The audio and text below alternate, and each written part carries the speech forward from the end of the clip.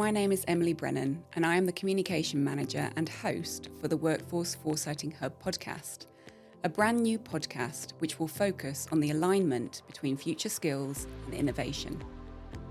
We will be bringing together coaches, system developers, participants of cycles and convenors from the Catapult Network. We will be discussing how we can work together to address the skills challenge, highlighting our process and looking at some examples of the impact we are already starting to see by proactively foresighting for future change. The Workforce Foresighting Hub is an Innovate UK initiative, and it has been set up to provide insights and recommendations which will help identify future skills demands so the UK can start to develop skilled workforce to adopt innovation and succeed in a global marketplace. Hello and welcome back to the Workforce Foresighting Hub podcast. My name is Emily Brennan and I'm the Communications Manager and host for this podcast series. Last time we were here, we spoke to John Lanham and Paul Shakespeare about the wider skills challenge, touching on the skills value chain and how the workforce foresighting process is the first step of that. And today we are joined by John again and Steve Picker to lift the bonnet and take a closer look at the process, how it works and how people can get involved. So if we could start with some introductions. Steve, could you introduce yourself, please? Hi, Emily. Yeah, so my name is Steve Picker and I'm the technical lead at the Workforce Foresighting Hub. Thank you. Okay, and I'm John Lanham. I've been working very closely with Steve over the last few years, developing tools, systems, workshops and methods. Thank you very much. Thanks, guys. Brilliant. So last episode, we spoke about the wider skills challenge that we're facing, and we touched on the workforce foresighting process, but we'd like to go into a bit more detail with you both today. Could you tell us how it all comes together in practice, please? Steve? Well, essentially, our process helps bring together three different groups of people. So firstly, we bring together technologists, so those people who are on that cutting edge of a new technology that may disrupt an industry or a sector. We then bring them together with sort of employers, typically who are responsible for structuring their workforce to work with these new technologies. And thirdly, we work with educator groups. So these are the individuals who are developing products and services to train the workforce to deliver against those technologies. And our process helps these three different groups understand the challenge, how their technology adopts the challenge, and the changes we need to make to both workforces and to education provision. Okay, excellent. John, do you have anything to add? Yeah, I think a key point is that we've evolved the approach to allow each of the three constituencies, the three groups, participant groups, to bring the insight from their perspective so they're comfortable in their areas. So we've structured it so that they bring what they bring from their perspective and we can integrate that together. Because from experience, sometimes the technologists are not always the best served to understand what the skills requirements. Educators don't necessarily always understand where the leading technologies are developing and so forth. So we allow some crossover, but principally enable them to draw on their expertise and their insight in a structured way. Okay. And is this common to bring sort of those three parties together like this? Don't think so. I mean, I think we would see at one level what we're doing is not that radical because there are examples where people have sat down and you will, no doubt people will find examples, etc. But I think what we've done with our approach is systemized it, made it very structured, made it very repeatable, provide the platform, the tools, the infrastructure that people to enable those conversations. Because, people have often sat down with employer groups or provider groups or whatever to try and design things, but you can bring people together, but it's also giving them the tool set and the language and the vocabulary to have that conversation. I think that's where we would see what we're doing is a little bit different. I've been involved with projects in the past and they're typically saying, okay, what new skills do we need? And that's the starting point, historically. The question, what new skills do we need for the workforce? And I guess where we're coming at it slightly differently is the first thing we ask is, what new capabilities do organisations need to adopt technology. Okay. And once we understand that, then we can start asking, okay, what are the skills that are going to enable the workforce to work with those technologies? So I guess that's where we're, I think we're a little bit different. And how is that a more effective or more impactful way of modelling this? Well, I guess by understanding the requirement in the first place, which is around the organisational capability. So how do organisations need to change? What new capabilities do they need to start implementing into their business? That's your starting point. That's your specification, which you can then model your workforce around, and then your education provision to train your workforce. Okay. I think the other area in which it's different is, and we talked about it in the previous session, about the way the technology now enables us to work in a way that 5-10 years ago you couldn't have done. Okay, but at least that gives a framework to talk around rather than a blank sheet of paper. And it's also the data set and the information we're using reflects best practice. So we've drawn on European data, American data, UK data. So we've got an awful lot of very good information in there to start off with. So again, the tools now make it very easy to access and pull that in. Large language models, give us some keywords, we'll go and look in the box and find something that matches you, tell us whether or not you think that's suitable or can you adapt that. Brilliant. So I think that's again back to efficiency. We're not starting with a blank sheet of paper. So you're not reinventing the wheel. We're structured in a way that you've got a common vocabulary. So irrespective of the sector, the context, etc., there are some commonalities in there. So again, you're not reinventing. Also enables us to lift and shift, to borrow from other sectors. So recent one we did around hydrogen. Okay, new to the sector that we were working with, etc., but there were capabilities in medical and science programs that could be ported across. Right. And may have needed a little bit of adaptation, but it saves it again. So it's far more efficient and more effective, and people have got confidence to adapt something because it's already existing, rather than different opinions and different views. What's in the data set reflects a broader consensus. So when we're looking at emerging technology, what sort of timescales are we talking about? We focus on what we call Horizon 2, which typically is probably 2 to 5 years. Obviously varies from sector to sector, because if you think about consumer goods, mobile phones, etc., a couple of years is a long time. You think the nuclear industry, aero industry, it's a slightly longer. But for an awful lot of sectors we're working with, it's that 2 to 4, 5 year period where you've got time to act, to develop new programs, qualifications, get supply chain, etc. It's well enough defined that we know, so take electrification, batteries, cars, etc. We understand what's going to be happening. Yes, there may be another solution, fuel cells or something may come along in the future. That's a bit more Horizon 3, too many unknowns.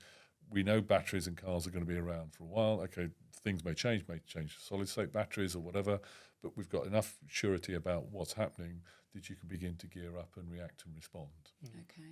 Yeah. But the key there is if some of these changes are 2 years away, we do need to start acting now. Yeah. So we can redesign the training provision. We can look at our workforce, because 2 years it flies by. So yeah. Okay, and it's about that preemptive action to shorten that potential lag. Yeah. Absolutely. And for the people who participate in these workshops, you said you talk to the technologists and the educators and the employers. What does their involvement look like? What are they practically doing, and what's their kind of commitment to the process? So a little bit. So if we wind the clock back, in the good old days, it was 20 people in a room with a pile of post-its stuck on the wall. Okay, pandemic came along. That caused a few problems. But actually, we're one of those where necessity is the mother of invention. Okay, so we then rapidly, as everybody did, we had to go online. So we then rapidly worked out how do we use tools, or could we find tools? So we identified digital whiteboards, databases, and other things like that. So now, a session, rather than I need you to come to Coventry, to Bristol, or whatever for the day, I need 2 hours, 3 hours of your time online on a Teams call, using Miro or a survey form. So very short, quite focused. We structure the sessions led by one of the coaches, so facilitated. lead you through the workshops. We use the workshops to extract or raise discussions, to get information from people, and then we also link those up with survey forms where we get individual responses and then feed that back. So we've got a structure of workshop survey through capturing, collating, and so forth that we bring it together. But it breaks down for each of the groups. We're talking about 2 or 3 sessions of a couple of hours is all we're asking for. We recognise people are busy. We try to make it as low impact as possible, but in order to get the quality, you do need a little bit of time and a little bit of focus and a little bit of effort. Therefore, we try to make it as light touch as we can for people. Yeah, brilliant. Okay, and then so after the workshops have happened and all the systems and clever stuff has happened there in the data cube, what are the outputs of this process?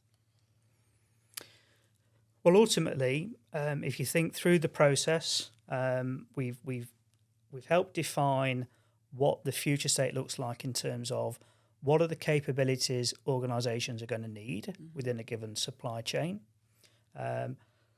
So that's part of the insight we provide. Secondly, we help understand how roles need to change and occupations need to change to deliver those capabilities. And that may be some roles needing some upskilling, or it may actually mean the creation of new roles that don't currently exist. And then thirdly, how those roles are supported by the current education provision.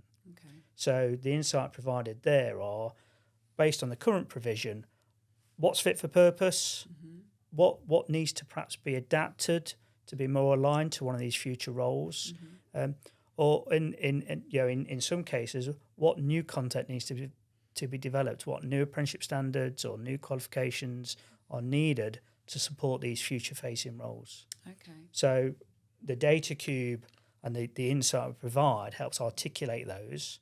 So if you are a small to medium enterprise, you can go into the insight we provide and you can see the capabilities you're going to need in the future to adopt a new technology.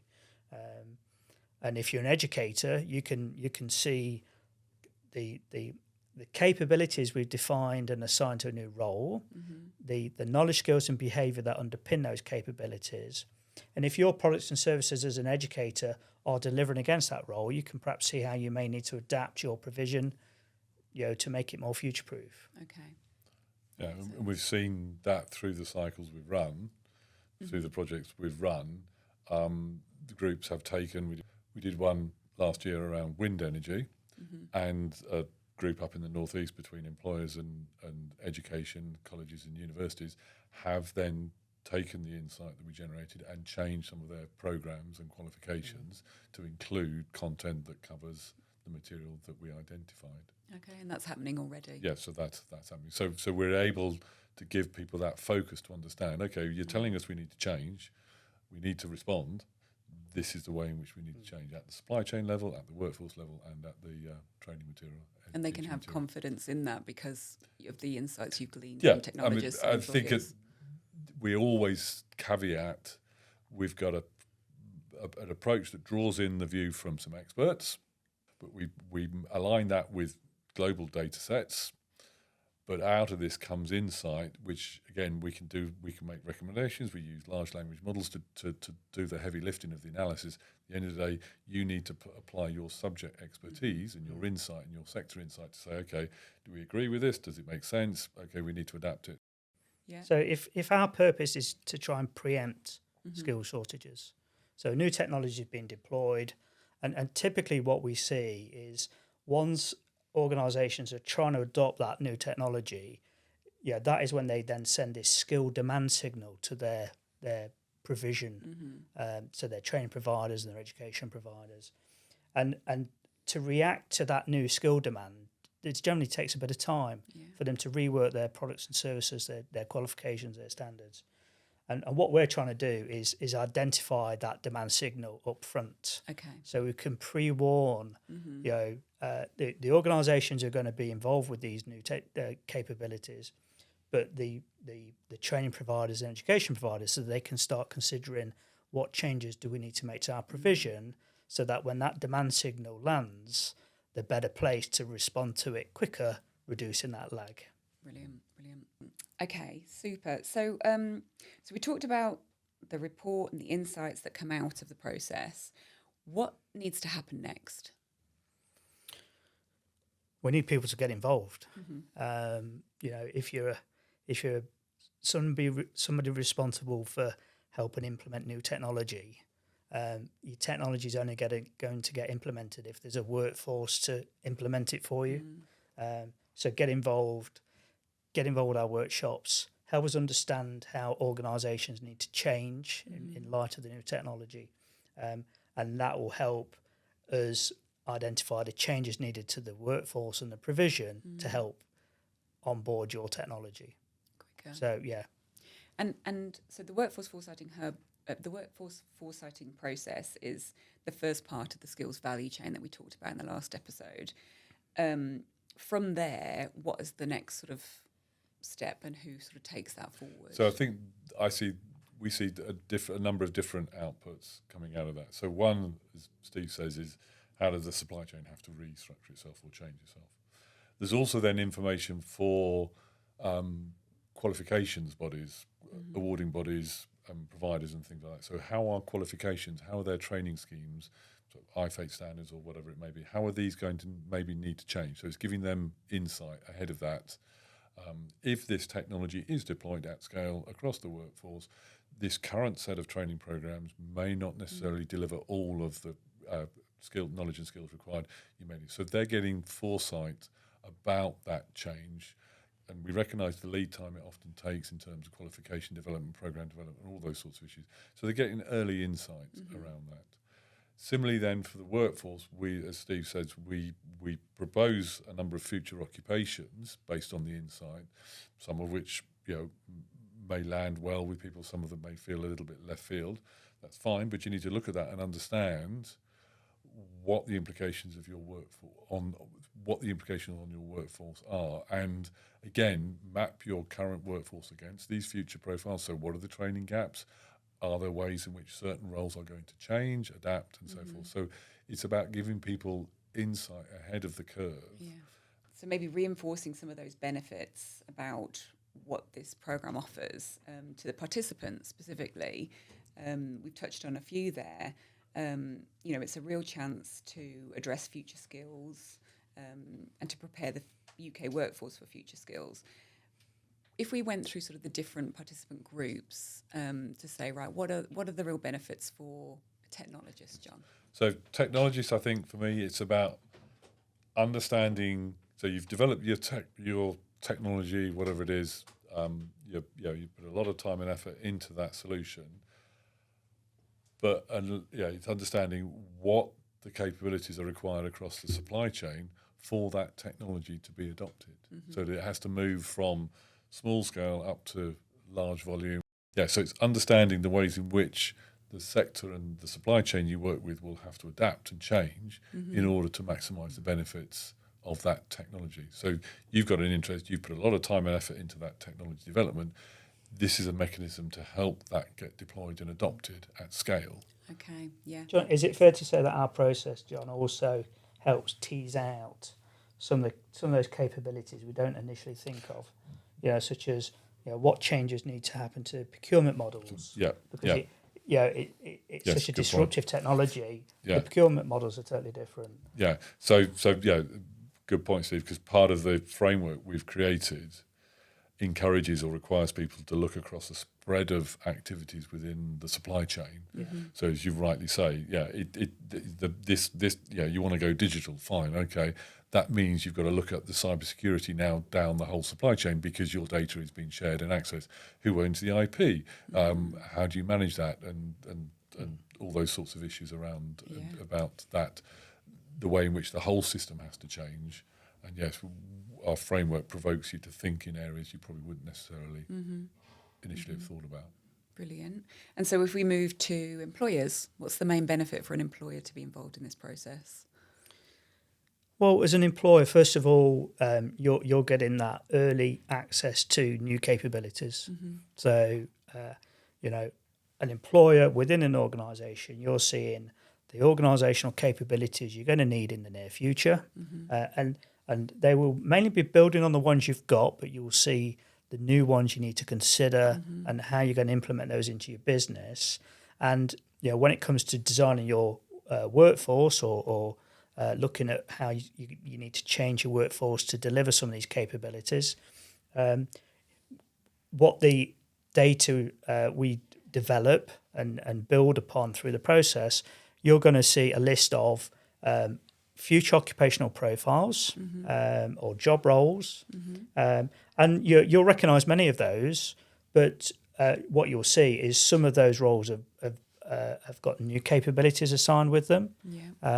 So a technician in current state, in the future state, may have a whole new range of capabilities they also need to consider, ranging from cybersecurity or handling additive manufacturing powder, whatever the subject may be.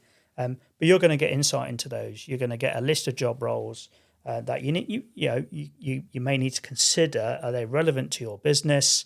And if so, how am I going to implement them? How am I going to cross-skill or upskill my current workforce to adapt for those changes? Okay, so you're getting an early insight, which potentially gives you a competitive advantage over people who are not getting that early insight necessarily. Absolutely, yeah. Okay.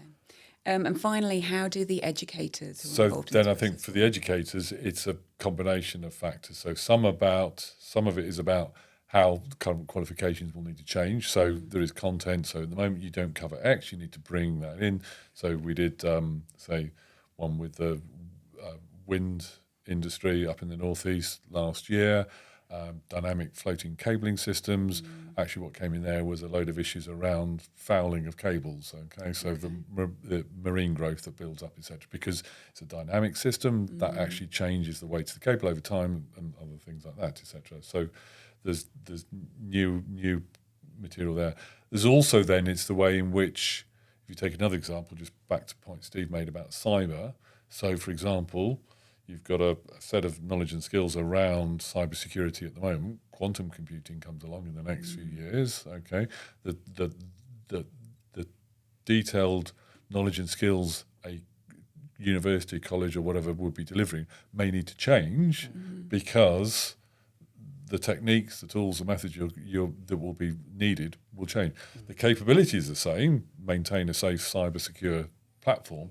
The way in which you do that may need to change because now we're talking about quantum. Okay. So established tools and methods won't work. So and therefore, in order to understand that, what new knowledge and skills does someone need around maths, computing, physics, whatever it may be?